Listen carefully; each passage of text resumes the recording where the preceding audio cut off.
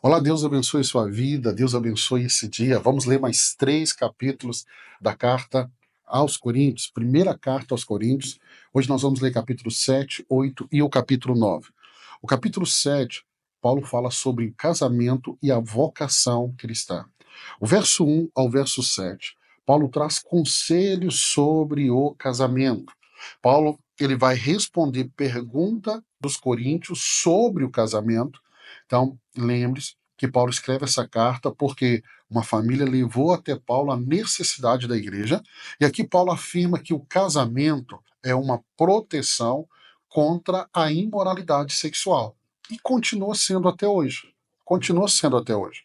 E ele ensina que marido e mulher devem cumprir as suas responsabilidades conjugais. Essas responsabilidades, ele está falando de todas elas, inclusive a relação sexual. Por isso que ele vai ensinar que o casamento ele é essa proteção contra a imoralidade sexual. O verso 8 ao 16, Paulo fala sobre casamento, separação, e sobre a vida dos solteiros. Paulo aqui encoraja os solteiros e viúvos a permanecerem como estão, mas reconhece que o casamento é uma boa opção para aqueles que não conseguem se conter. Ou seja, eu não consigo viver uma vida como solteiro. Pastor, por que Paulo orienta a viver uma vida de solteiro? Porque Paulo, e assim como toda a igreja, tinha uma expectativa da iminência, da volta de Jesus a qualquer momento. Por isso, Paulo dá um conselho, ele está dizendo assim: ó, se você não consegue viver uma vida de solteiro, então se case, estabeleça uma família, tenha uma vida plena em todas as áreas, inclusive na área sexual. Então é um conselho muito sábio do apóstolo Paulo. Ele também vai dar instruções sobre a situação de separação. E, no caso, para aqueles casados com incrédulos. Por exemplo, a gente chega aqui no verso, vamos ler que o verso 16, o verso 8 até o 16, vamos lá. Deixa eu pegar o verso 8 aqui. Digo, porém, aos solteiros e às viúvas, é bom que permaneçam como eu. Então, Paulo estava solteiro, Paulo estava numa viagem missionária muito difícil. Paulo, na segunda carta aos Coríntios, é uma carta muito pessoal. Paulo vai falar do naufrágio, das vezes que foi apedrejado. Então, a vida de Paulo, o ritmo de Paulo, não era um ritmo fácil para alguém que era casado, que fosse casado, levando esposa e, consequentemente, levando filhos. Entendeu? Quando nós chegamos aqui, ó, o verso de número 15, todavia, se o descrente separar-se, que se separe. Em tais casos, o irmão ou a irmã não fica debaixo de servidão. Deus nos chamou para vivermos em paz. Então ele está falando aqui de uma pessoa que é casada com uma pessoa que não é cristã, e essa pessoa abandona esse que é cristão, que era muito comum da época. Ele está dizendo, essa pessoa está livre, livre para um novo relacionamento. Então ele fala do abandono do lar, onde não há condição de voltar. Aquela parte que foi abandonada, ela tem a liberdade de divorciar e estabelecer um novo casamento. Verso 17 até o verso 24, Paulo fala de viver na vocação de Deus. Ele vai exortar os crentes a permanecerem na situação em que forem chamados por Deus. Então ele está dizendo, se Deus te chamou como solteiro, fique como solteiro, ou casado como casado. Mais uma vez, deixa eu te lembrar, solteiro aqui naquele que tem essa vocação para o celibato, para permanecer solteiro. Deus me chamou para o casamento, eu casei, então permaneça até que a morte os separe. E aí ele vai enfatizar que a verdadeira liberdade é servir a Cristo. É servir a Cristo. Olha o verso 20. Cada um permaneça na condição em que foi chamado por Deus. E aí você precisa entender, a forma que Deus te chamou não é a mesma do outro. E aí Paulo está nos ensinando que se eu vou permanecer na forma que Deus me chamou, eu não vou me comparar. Eu não vou ficar me comparando com o outro. Deus não me chamou para aquele propósito, Deus não me chamou para aquele chamado, Deus não me chamou para viver aquela realidade. Descubra a alegria no seu chamado, naquilo que é a sua vocação, naquilo que Deus te entregou, naquilo que Deus chamou e preparou para você. O que Deus preparou para o outro, glória a Deus. Ah, mas o outro é maior do que o meu, se alegre com ele. Se alegre com ele. Mas seja grato, celebre, seja fiel à sua vocação e ao seu chamado. O verso 25 até o verso 40, nós vamos encontrar aqui Paulo falando sobre estado civil e a iminência da volta de Cristo. Então, Paulo ele aconselha os solteiros a permanecerem assim devido à angústia do presente. Vou repetir. Paulo, aqui ele vai falar sobre a iminência volta de Jesus, então há essa expectativa. Jesus está voltando a qualquer momento. Então permaneça solteiro se você consegue. Se não consegue, então case. Então ele reconhece que tanto o casamento quanto a vida de solteiro são dons de Deus e deve ser vivido para a glória de Deus. Hoje dentro da igreja, por exemplo, como pastor eu sei disso, tem pessoas que parece que se ela é solteira, parece que ela é de uma classe inferior. Não, não tem nada disso. Paulo está dizendo a beleza no casamento, a beleza na vida de solteiro, e ele está dizendo assim, olha, cada um deve viver segundo o dom de Deus, o chamado de Deus. Aí eu sou casado, eu sou melhor. Aí eu sou solteiro. Não, não, não tem nada disso. Nada disso. Nada disso. Vamos para capítulo 8. Capítulo 8, Paulo vai falar sobre a liberdade cristã e o amor ao próximo. O verso 1 ao verso 3, ele fala sobre o conhecimento versus o amor. Olha o que ele fala aqui, ó.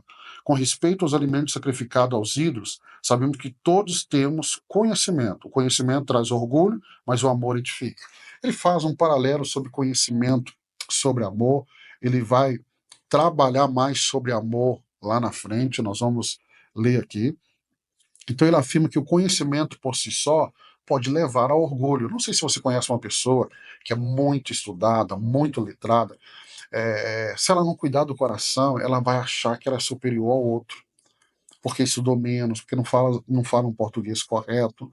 Então nós devemos tomar muito cuidado, porque quanto mais estudamos, mais conhecimentos temos, podemos cair na armadilha do orgulho. E aí ele vai falar que o amor, ele edifica. Por quê? Porque o amor, ele quebra barreiras. Então, se estou estudando, desenvolva também o amor, para que você não caia na armadilha do orgulho. E aí Paulo vai dizer que o verdadeiro conhecimento, ele é demonstrado no amor a Deus e ao próximo. Ah, eu tenho muito conhecimento. Demonstre isso no amor a Deus, demonstre isso no amor ao próximo. Se você não ama a Deus e não ama ao próximo, então você não tem conhecimento. O seu conhecimento talvez é em cima da sabedoria do mundo. Verso 4 e 8, ele fala sobre alimentos sacrificados a ídolos. Gente, essa é uma realidade. As carnes que eram vendidas no comércio eram as carnes de animais que eram sacrificados no templo e desciam para ser comercializado. Não havia outra opção. Ah, tem um açougue aqui. Não, não. O que era vendido vinha desses templos. Então Paulo aqui, ele reconhece que um ídolo, ele não tem nada, ele não tem poder, ele não tem força. Ele vai dizer aqui que um ídolo nada é, não é nada. E que comer alimentos sacrificados a ídolos não tem efeito espiritual.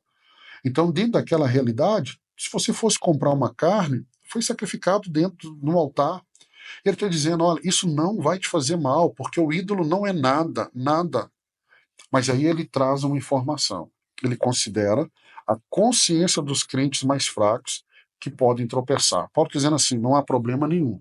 Mas se você for fazer isso, fere a consequência do irmão mais fraco, de um recém-convertido, de alguém que está iniciando a caminhada, ele fala, então não faça. Se o que você vai fazer o seu irmão tropeçar, então não faça. E aí nós vamos do verso 9 até o verso 13, encerrando esse capítulo, ele fala sobre evitar ser pedra de tropeço. Então, Paulo vai exortar os coríntios a não usarem sua liberdade de forma a ferir a consciência dos irmãos mais fracos. Aprenda, liberdade não é libertinagem. Liberdade não é libertinagem. E aí Paulo declara que ele está disposto a abdicar de sua liberdade para o bem do próximo. Perdão. O que Paulo está dizendo? Você tem liberdade, mas se a sua liberdade fere a consciência do seu irmão, abre mão dessa liberdade. Isso é maturidade. Eu caminho na liberdade que eu tenho em Cristo, mas eu preocupo com meu irmão. Talvez por isso que ele começou esse capítulo falando de amor. De amor. Eu preciso amar meu irmão. E eu amo meu irmão nas decisões que eu vou fazer. Eu não estou fazendo porque é certo ou errado. Eu deixei de fazer por causa do meu irmão. Isso é amor. E nós chegamos aqui ao final do capítulo 8. E agora vamos para o capítulo 9. O capítulo 9. Então, lemos o capítulo 7, capítulo 8. Agora o capítulo 9. Paulo fala da renúncia dos seus direitos por amor ao evangelho. Verso 1 ao 14, ele fala do seu direito como apóstolo. Paulo não está anulando esse direito. Paulo está sendo muito claro, ele diz, eu abri mão desse direito. E Paulo abriu mão para que não fosse um empecilho, para que o evangelho fosse pregado. Lembre-se, Paulo tem um senso de urgência. Para ele, Jesus está voltando. Então, ele está caminhando com essa urgência.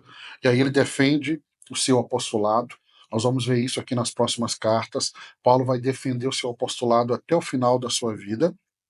E ele fala que ele recebeu o direito de receber sustento financeiro da igreja.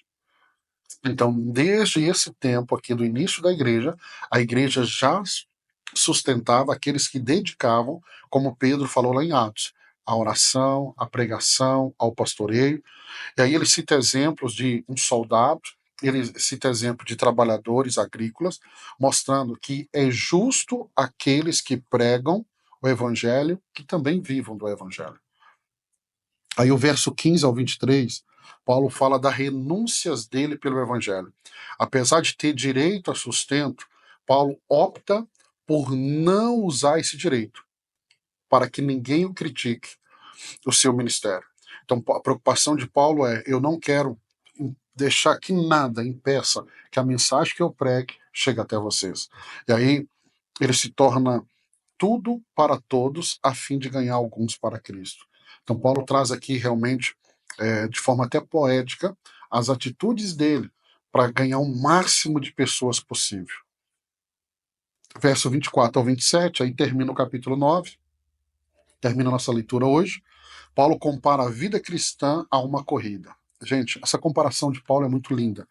E ele vai desafiar os crentes a correrem com propósito, correrem com disciplina, correrem com foco, como atletas que buscam uma coroa incorruptível. Então ele fala da corrida cristã. E você e eu precisamos entender isso. Nós precisamos entender. Nós estamos em uma corrida. E o que está valendo aqui é a vida eterna, é a salvação. É onde nós vamos passar a eternidade. Por isso que ele fala: se você vai correr essa corrida, corra, corra para ganhar. Corra para ganhar.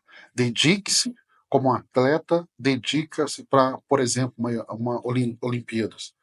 Então ele traz a ideia de corrida porque era comum naquela época, como eu disse para você, Corinto está ali do ladinho de Atenas, dessa realidade onde há esses jogos, há essa corrida, há essa expectativa daqueles que vão subir ao pódio, receber uma coroa corruptível, mas ele fala, nós corremos por uma coroa incorruptível. Terminamos o capítulo 9, terminamos mais uma leitura. Amanhã, se Deus permitir, eu vou estar junto com você aqui para lermos mais 3 capítulos da Bíblia. Deus te abençoe.